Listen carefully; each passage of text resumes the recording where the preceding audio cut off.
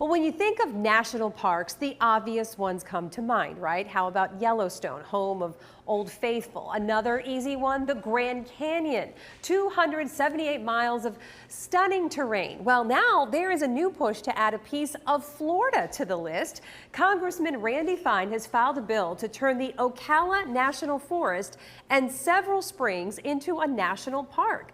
As West 2's David Jones explains, the change could drive even more tourism to the Sunshine State.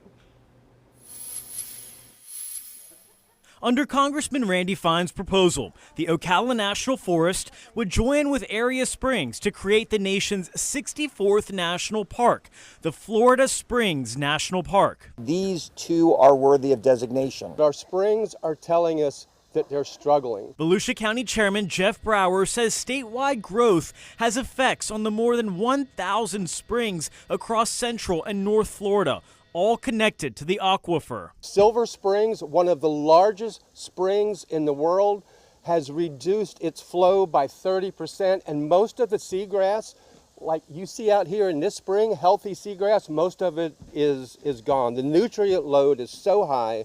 By merging the borders of more than 40 existing state parks, forests, and refuges into a single national park, we protect not just the surface land, but everything underground.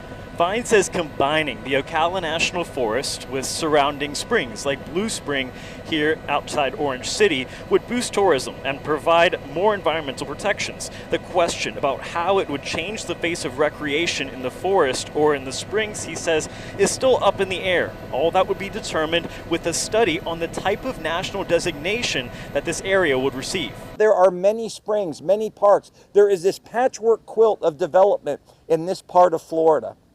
But to have the national park figure out what springs, what lands, what designation, national park, national recreation, national monument, what combination of the few.